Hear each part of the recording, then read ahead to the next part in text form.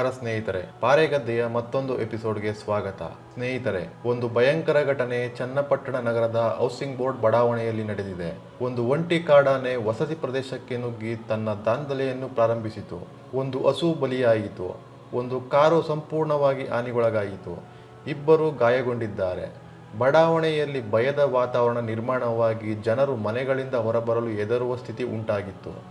ಆದರೆ ಅರಣ್ಯ ಇಲಾಖೆಯ ತ್ವರಿತ ಕಾರ್ಯತಂತ್ರದಿಂದ ಆನೆಯನ್ನು ಸುರಕ್ಷಿತವಾಗಿ ಸೆರೆ ಹಿಡಿದು ಬಂಡೀಪುರ ಅರಣ್ಯಕ್ಕೆ ಸ್ಥಳಾಂತರಿಸಲಾಗಿದೆ.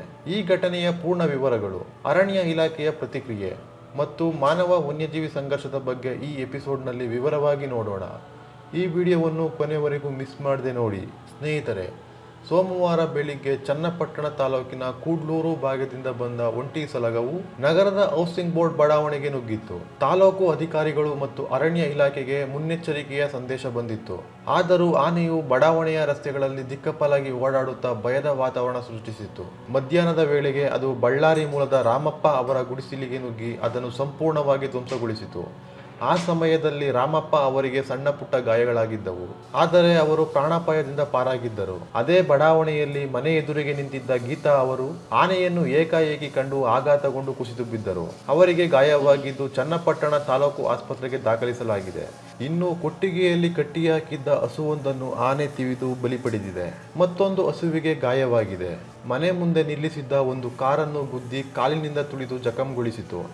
ಕಾಂಪೌಂಡ್ ವಾಲುಗಳನ್ನು ಕೆಡವಿ ಹಾಕಿದ್ದು ಬಡಾವಣೆಯಲ್ಲಿ ಕೆಲವೊತ್ತು ಭಯದ ವಾತಾವರಣ ನಿರ್ಮಾಣವಾಗಿತ್ತು. ಅರಣ್ಯ ಇಲಾಖೆಗೆ ಮುಂಚಿತವಾಗಿಯೇ ಅಲರ್ಟ್ ಇತ್ತು. ಆದ್ದರಿಂದ ಜನರಿಗೆ ಮನೆಯಿಂದ ಹೊರಬರದಂತೆ ಸೂಚನೆ ನೀಡಲಾಗಿತ್ತು. ಬೆಳಿಗ್ಗೆಯಿಂದ ಸಂಜೆಯವರೆಗೂ ಆನೆ ಬಡಾವಣೆಯಲ್ಲಿ ತಿರುಗಾಡುತ್ತಿದ್ದು ಸ್ಥಳೀಯರಲ್ಲಿ ಆತಂಕ ಮೂಡಿಸಿತ್ತು. ಆದರೆ ಅರಣ್ಯ ಇಲಾಖೆಯ ಅಧಿಕಾರಿಗಳು ತ್ವರಿತವಾಗಿ ಕಾರ್ಯತಂತ್ರ ರೂಪಿಸಿದರು. ಪಶುವೈದ್ಯ ಡಾಕ್ಟರ್ ರಮೇಶ್ ಅವರ ನೇತೃತ್ವದಲ್ಲಿ ತಂಡವು ಸಂಜೆ ಸುಣ್ಣಘಟ್ಟದ ಕಡೆಗೆ ತೆರಳಿದ್ದ ಆನೆಗೆ ಅರವಳಿಕೆ ಚುಚ್ಚುಮದ್ದು ನೀಡಿತು.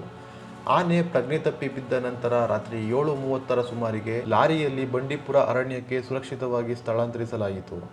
ಈ ಕಾರ್ಯಾಚರಣೆಯಲ್ಲಿ ಡಿಸಿಎಫ್ ರಾಮಕೃಷ್ಣಪ್ಪ ಅವರು, ಚನ್ನಪಟ್ಟಣದ ಆರ್ಎಫ್ಒ ಮಲ್ಲೇಶ್ ರವರು, ಆನೆ ಕಾರ್ಯಪಡೆ ಸಿಬ್ಬಂದಿ ಮತ್ತು ಇತರ ಅಧಿಕಾರಿಗಳು ಭಾಗವಹಿಸಿದ್ದರು. ಇಡೀ ಘಟನೆಯಲ್ಲಿ ಯಾರಿಗೂ ಗಂಭೀರ ಗಾಯವಾಗದಂತೆ ನೋಡಿಕೊಳ್ಳಲಾಗಿದೆ ಎಂಬುದು ಸಂತೋಷಕರ ಸಂಗತಿ. ಸ್ನೇಹಿತರೆ, ಈ ಘಟನೆ ಕರ್ನಾಟಕದಲ್ಲಿ ಮಾನವ ವನ್ಯಜೀವಿ ಸಂಘರ್ಷ ಹೆಚ್ಚಾಗುತ್ತಿರುವುದು ಇತ್ತೀಚಿನ ದಿನಗಳ ವಾಸ್ತವ. ಅರಣ್ಯ ಪ್ರದೇಶಗಳು ಕುಗ್ಗುತ್ತಿರುವುದು, ಬೆಳೆಗಳು ಮತ್ತು ನೀರಿನ ಸಮಸ್ಯೆಗಳಿಂದ ಆನೆಗಳು ನಗರಗಳತ್ತ ಬರುತ್ತಿವೆ. ಚನ್ನಪಟ್ಟಣದಂತಹ ಸ್ಥಳಗಳಲ್ಲಿ ವಸತಿ ಪ್ರದೇಶಗಳು ಅರಣ್ಯದ ಅಂಚಿಗೆ ಹತ್ತಿರವಾಗುತ್ತಿರುವುದು ಇಂತಹ ಘಟನೆಗಳಿಗೆ ಕಾರಣವಾಗುತ್ತಿದೆ. ಈ ಒಂಟಿ ಸಲಗವು ಒಂಟಿಯಾಗಿದ್ದರಿಂದ ಅದು ಹೆಚ್ಚು ಆಕ್ರೋಶಗೊಳ್ಳುವ ಸಾಧ್ಯತೆ ಇತ್ತು. ಆದರೆ ಅರಣ್ಯ ಇಲಾಖೆಯ ಕಾರ್ಯತಂತ್ರ ಬಹಳ ಪರಿಣಾಮಕಾರಿಯಾಗಿತ್ತು.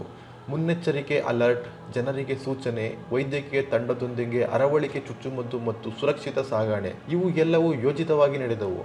ಆದರೆ ಸವಾಲುಗಳು ಕಡಿಮೆಯಲ್ಲ. ಆನೆಯು ನಗರದಲ್ಲಿ ಓಡಾಡುವಾಗ ಯಾವುದೇ ಅನಿರೀಕ್ಷಿತ ಘಟನೆ ನಡೆಯಬಾರದು. ಜನರ ಭಯ, ಟ್ರಾಫಿಕ್ ಸಮಸ್ಯೆ, ಇವೆಲ್ಲವೂ ಆನೆಗೆ ತಾಪತ್ರಯ. ಇವೆಲ್ಲವೂ ಅಪಾಯಕಾರಿ. ಅರಣ್ಯ ಇಲಾಖೆಯ ಸಿಬ್ಬಂದಿಯು ಸಮಯಕ್ಕೆ ಸರಿಯಾಗಿ ಕಾರ್ಯಾಚರಣೆ ಮಾಡುವುದು, ಆನೆಯನ್ನು ಯಾವುದೇ ಹಾನಿ ಇಲ್ಲದೆ ಸೆರೆ ಹಿಡಿಯುವುದು ಮತ್ತು ಸುರಕ್ಷಿತ ಸ್ಥಳಕ್ಕೆ ಸ್ಥಳಾಂತರಿಸುವುದು ಬಹಳ ಕಷ್ಟಕರವಾದ ಕೆಲಸ. ಈ ಬಾರಿ ಎಲ್ಲರೂ ಸುರಕ್ಷಿತವಾಗಿ ಉಳಿದಿದ್ದು ಇಲಾಖೆಯ ತಯಾರಿಯನ್ನು ತೋರಿಸುತ್ತದೆ. ಆದರೆ ಇಂತಹ ಘಟನೆಗಳು ಮತ್ತೆ ಮತ್ತೆ ನಡೆಯದಂತೆ ಮಾಡುವುದು ನಮ್ಮೆಲ್ಲರ ಜವಾಬ್ದಾರಿ. ಸ್ನೇಹಿತರೆ, ಈ ಘಟನೆ ನಮಗೆ ಒಂದು ಮುಖ್ಯ ಸಂದೇಶ ನೀಡುತ್ತದೆ. ಮನುಷ್ಯ ಮತ್ತು ವನ್ಯಜೀವಿಗಳ ಸಾಮರಸ್ಯವನ್ನು ಕಾಪಾಡುವುದು ಎಷ್ಟು ಮುಖ್ಯ ಎಂಬುದನ್ನು ಇದು ತೋರಿಸುತ್ತದೆ. ಅರಣ್ಯಗಳನ್ನು ರಕ್ಷಿಸುವುದು, ವನ್ಯಜೀವಿ ಸಂರಕ್ಷಣೆಗೆ ಹೆಚ್ಚಿನ ಗಮನ ನೀಡುವುದು ಮತ್ತು ಬಡಾವಣೆಗಳನ್ನು ಯೋಜಿತವಾಗಿ ಅಭಿವೃದ್ಧಿಪಡಿಸುವುದು ಅಗತ್ಯ. ನೀವು ಈ ಬಗ್ಗೆ ಏನು ಭಾವಿಸುತ್ತೀರಿ? ಮನುಷ್ಯ ವನ್ಯಜೀವಿ ಸಂಘರ್ಷವನ್ನು ತಡೆಗಟ್ಟಲು ನಾವು ಏನು ಮಾಡಬಹುದು? ನಿಮ್ಮ ಅಭಿಪ್ರಾಯಗಳನ್ನು ಕಮೆಂಟ್ ಬಾಕ್ಸ್ನಲ್ಲಿ ತಿಳಿಸಿ. ಸ್ನೇಹಿತರೆ, ಮುಂದಿನ ವಿಡಿಯೋದಲ್ಲಿ ಮತ್ತೆ ಭೇಟಿಯಾಗೋಣ. ಧನ್ಯವಾದಗಳು. ತಸ್ಕರ ಆನೆ ಬೆಳಗಿನ ಜಾವ ಕೂಡ್ಲೂರು ರಸ್ತೆಯ ಒಂದು ಶಿಶಿರ ಹೋಮ್ ಸ್ಟೇ ಹಿಂಭಾಗ ಇತ್ತು. ಅದು ಬೆಳಗ್ಗೆ ಇದಾಗ್ತಾ ಇದ್ದಂಗೆ ಅದಕ್ಕೆ ಮಸ್ತ್ ಬಂದಿದೆ. ಮಸ್ತ್ ಬಂದಿರಲಾಗಿ ಸಿಟಿ ಕಡೆ ಅದು ಕೂಡ್ಲೂರು ಕೆರೆಯನ್ನು ಈಜ್ಕೊಂಡು ಮರಳೋಲ ಮತ್ತು ಹೌಸಿಂಗ್ ಬೋರ್ಡ್ ಈ ಕಡೆ ಎಲ್ಲ ಓಡಾಡ್ತಾ ಇದೆ. ಒಂಟಿ ಆನೆ ಹಿಂಗೆ ಓಡಾಡ್ತಾ ಇರೋದ್ರಿಂದ ಯಾರು ಜನಗಳು ಮತ್ತು ಯಾರು ಜಾನುವಾರುಗಳು ಏನಾದ್ರು ಇದ್ದರೆ ಮತ್ತು ಯಾರು ಕೆಲಸ ಕಾರ್ಯಗಳಿಗೆ ಜಮೀನಿನ ಹತ್ರ ಹೋಗಿದ್ರೆ ಅವರೆಲ್ಲ ವಾಪಸ್ ಬನ್ನಿ. ಮತ್ತು ನಿಮ್ಮ ಪ್ರಾಣಿಗಳನ್ನೆಲ್ಲ ಏನಾದ್ರು ಜಮೀನು ಹತ್ರ ಬಿಟ್ಟಿದ್ರೆ ಅವನು ಕೂಡ ಕರ್ಕೊಂಡು ಬರಬೇಕು. ಮತ್ತು ಯಾರು ಒಬ್ಬಂಟಿಯಾಗಿ ಓಡಾಡೋದು ಬೇಡ. ಮತ್ತು ಸಿಟಿ ಒಳಗಡೆನೂ ಅಷ್ಟೇ, ಅದು ಆನೆ ಫುಲ್ಲು ಇದಾಗಿ ಓಡಾಡ್ತಾ ಇರೋದ್ರಿಂದ ಯಾರು ಹೊರಗಡೆ ಬರಬೇಡಿ. ದಯವಿಟ್ಟು ಎಲ್ಲ ಸಹಕಾರ ಮಾಡಿ, ಎಲ್ಲ ಮನೆ ಒಳಗಡೆ ಇರಿ. ದಯವಿಟ್ಟು ಆನೆನ ಕ್ಯಾಪ್ಚರ್ ಟೀಮ್ ಬರ್ತಾ ಇದೆ. ಆ ಕ್ಯಾಪ್ಚರ್ ಟೀಮ್ ಬಂದು ಕ್ಯಾಪ್ಚರ್ ಮಾಡೋದಾಗ್ಲಿ ಅಥವಾ ಆನೆ ಹಿಂದಿರುಗಿಸಿ ಕಾಡು ಹೋಗುವವರೆಗೂ ಎಲ್ಲರೂ ಸಹಕಾರ ಕೊಡಬೇಕು ಅಂತ ಕೇಳ್ಕೊಳ್ತಾ ಇದ್ದೀನಿ.